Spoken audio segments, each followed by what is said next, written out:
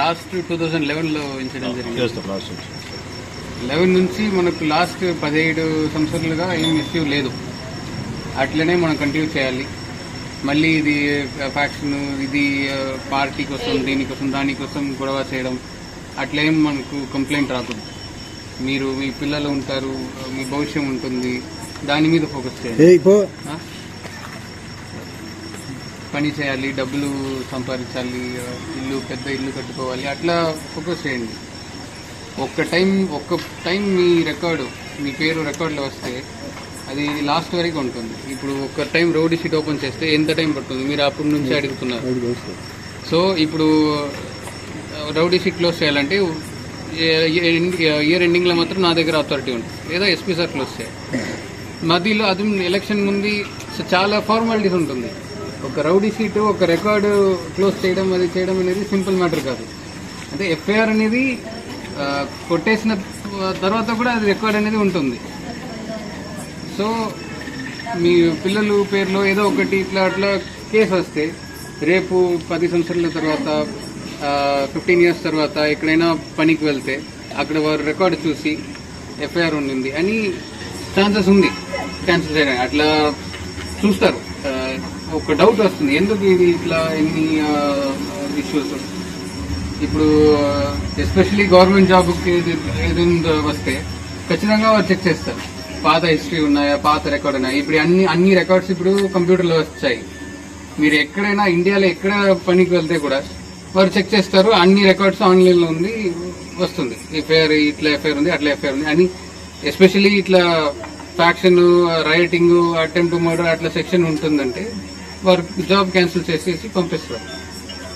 So మీ మీద ఏం remark రాకుండా, ఏం ఇబ్బంది రాకుండా మీరు చూసుకోండి.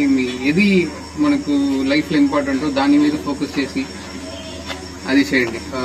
సో ఇప్పుడు చెన్నమరాజుపల్లి ఆల్రెడీ మనకు బి కేటగిరీలో వచ్చింది.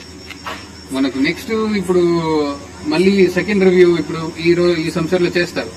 చేసి అది డి కేటగిరీకి రావాలి. ఇంకా ఒక 2-3 years లో ఫ్యాక్షన్ విలేజ్ అనే పేరే ఉండకూడదు చెన్నమరాజుపల్లికి. ఒక్క గతంలో చాలా చెడు పేరు ఉండింది చెన్నమరాజుపల్లికి. ఇప్పుడు ఆల్మోస్ట్ క్లియర్ అయింది. బి కేటగిరీలో ఉండింది. ఆల్మోస్ట్ ఇంకా కొంచెం టైంలో డి కేటగిరీ అవుతుంది. పికెట్ కూడా తీసేశారు. ఇప్పుడు 2 years గా పికెట్ ఉండింది, ఇప్పుడు 2 months గా తీసేశారు. So existing remaining rowdy sheets, suspect sheets కూడా మనం రివ్యూ చేస్తున్నాము. నేను వెళ్ళడానికి ముందు నేను ప్రయత్నం చేస్తాను. ఏదో కంప్లైంట్ లేదంటే మనకు పోలీస్కు రౌడీ షీట్ ఓపెన్ చేసి మనకు ఏం పాయింట్ లేదు. మనకు ప్రాపర్ గా ఉండాలి, లా అండ్ ఆర్డర్ ఉండాలి, పబ్లిక్ ఆర్డర్ ఉండాలి, ఏం డిస్టర్బెన్స్ రాకూడదు, అంతే. మీరు సరిగా ఉంటే మనకు మేమెందుకు రౌడీ షీట్ ఓపెన్ చేసి పెట్టుకుంటున్నాము. సో చెన్నమరాజుపల్లి భవిష్యం మీ చేతిలోనే ఉంటుంది. హిస్టరీ అది అన్ని డిఫరెంట్. ఇప్పుడు ఈ రోజు నుంచి, ఇప్పటి నుంచి లాస్ట్ 15 years నుంచి ఇప్పుడు తర్వాత కూడా ఎట్లా చెన్నమరాజుపల్లి భవిష్యం ఉంటుంది అనేది అది మీ చేతిలోనే ఉంటుంది. సో ఇప్పటి వరకు ప్రాబ్లం ఏం రాలేదు, ఇట్లానే కంటిన్యూ చేయాలి. ఇప్పుడు ఎలక్షన్స్ కూడా వస్తుంది. ఎలక్షన్స్ లో కూడా మీరు పార్టిసిపేట్ చేయండి పార్టీ యాక్టివిటీస్ లో, దాంట్లో ఏం లేదు. బట్ ఇట్లా ఇల్లీగల్ యాక్టివిటీస్, గొడవ చేయడం, ఇది కొట్టడం, అవి అన్ని ఇన్వాల్వ్ అయితే మళ్ళీ ఇష్యూసే వస్తుంది. మళ్ళీ మనం పికెట్ పెట్టాలి, విలేజ్ స్టేటస్ ఏదైనా చేంజ్ చేయాలి, కొత్త రౌడీ షీట్స్, కొత్త సస్పెక్ట్ షీట్స్ ఓపెన్ చేయాలి. ఇవన్నీ అన్వాంటెడ్ థింగ్స్. మీకు ఇబ్బంది, మాకు ఇబ్బంది అనేది మాకు పని ఏది, సో మీకే ఇబ్బంది.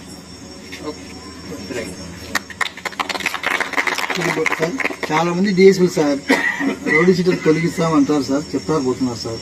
ఈ టైంలో కొంచెం చేసి మాత్రం నేను ప్రయత్నం చేస్తాను. యాక్చువల్లీ ఏఎస్పీ, డిఎస్పీ ర్యాంక్ లో ఉన్న వాళ్ళకు జస్ట్ ఇయర్ ఎండ్ లో మాత్రమే అథారిటీ ఉంటుంది, December ఎండింగ్. నేను వచ్చినది January, February అయింది. ఆల్మోస్ట్ సార్ వరకు వెళ్తుంది. ఎస్పీ సార్ మాత్రమే అథారిటీ ఉంటుంది.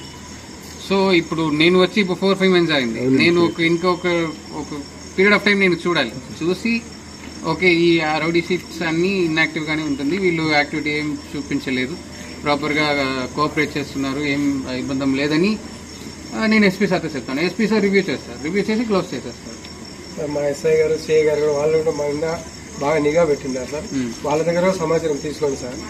బాగా వాళ్ళు కూడా హెల్ప్ బాగా చేస్తారని నమ్మకం. ఓకే రైట్, ఖచ్చితంగా నేను ప్రయత్నం చేస్తాను. నా చేతిలో ఏ ఎఫర్ట్స్ ఉంటుందో, ఇప్పుడు ఇక్కడ ప్రాబ్లం ఏం లేదు అని నాకు తెలిస్తే నా చేతిలో ఏముంటుందో నేను ఖచ్చితంగా చేస్తాను. ఇప్పుడు ఎస్పీ సార్ కూడా ఇన్యాక్టివ్ రౌడీ షీట్స్ అన్ని క్లోజ్ చేయడానికి చెప్పారు, రివ్యూ చేసి చెప్పడానికి. సో మనం ఇప్పుడు ఎలక్షన్స్ కూడా వస్తున్నాయి. సో ఎలక్షన్స్ అప్పుడు మనం చూస్తాం, ఎలక్షన్ ముందు ఎలక్షన్ తర్వాత. దెన్ మనం అది యాక్టివిటీ చూసి మనం ఖచ్చితంగా క్లోజ్ చేసేస్తాం, ప్రాబ్లం ఏం లేదు. తక్కువ కాలంలోనే మాకు తెలుగు రాష్ట్రానికి వచ్చి తెలుగు ఇంత స్పష్టంగా మాట్లాడుతుంటే చాలా గ్రేట్ సార్. అది ఇప్పుడు నేను తమిళ్ కాబట్టి కొంచెం మేము వేరే రాష్ట్రం పోతాం కానీ మేము మాట్లాడాం సార్. మీరు టగాన్ని మళ్ళీ ఇంత త్వరగా నేర్చుకుంటే చాలా గ్రేట్ సార్. ఏదైనా ఇష్యూస్ ఉంటే చెప్పండి. మీరు ఇంకొకటి, ఇది నా ఎక్స్పెక్టేషన్స్. మీ ఎక్స్పెక్టేషన్స్, ఇప్పుడు మీకు పోలీస్ ఇట్లా హెల్ప్ చేయాలి అట్లా ఉంటుంది, ఇక్కడ ప్రాబ్లం ఉంటుంది, అప్పుడు మీరు ఎప్పుడైనా సి గారు ఆఫీస్కి రావచ్చు, ఎస్ఐ దగ్గర వెళ్ళవచ్చు, నా ఆఫీస్కి రావచ్చు. మీరు ఆల్రెడీ వచ్చారు, అది కౌన్సిలింగ్కి వచ్చారు, బట్ ఎప్పుడు కూడా రావచ్చు. చాలా సండే కూడా రావచ్చు. మా ఎస్ఐ గారు కూడా క్యాంప్ పెడతారు సార్, వస్తుంటాడు. నెలకు బాగా క్లియర్గా చెప్తుంటారు సార్. సబ్జెక్ట్ కూడా వినదగా చెప్తుంటారు సార్, బాగుంటుంది. సో మీకు చిన్న చిన్న ఇబ్బంది కూడా, చాలా ఇష్యూస్ ఇక్కడ ప్రొద్దుటూరులో సివిల్ ఇష్యూస్ కూడా వస్తాయి. సో అది మీరు మా దగ్గర తీసుకురండి, మన చేతిలో ఉంటుందో మనం హెల్ప్ చేస్తాం. లేదా కోర్టుకు వెళ్ళాలి, ఎక్కడైనా మనమే గైడ్ చేస్తాం. సో మీరు ఎప్పుడైనా పోలీస్ స్టేషన్కి రావచ్చు, నా ఆఫీస్కి రావచ్చు. ప్రొద్దుటూరు ఎక్కడ ఉంటుంది అని తెలుసు, డిఎస్పీ ఆఫీస్ ఉంటుంది రామేశ్వరంలో. సో అక్కడ రావచ్చు, అక్కడ వచ్చి నాతో మీ ఇబ్బంది ప్రాబ్లం ఏమని చెప్పవచ్చు. నా చేతిలో నేను ఏం చేయవచ్చో అది నేను చేస్తాను, మీకు హెల్ప్ చేయడం.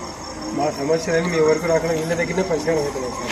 ఇప్పటి వరకు ఓకే, ఇంకా వీలైనంత వరకు అక్కడ కూడా రాకుండా చూసుకుంటాం సార్. Okay, very good. ఇద్దరు చేతిలో ఉంది, ఖచ్చితంగా సార్. అందరు బంధువులే సార్ అంతా కూడా.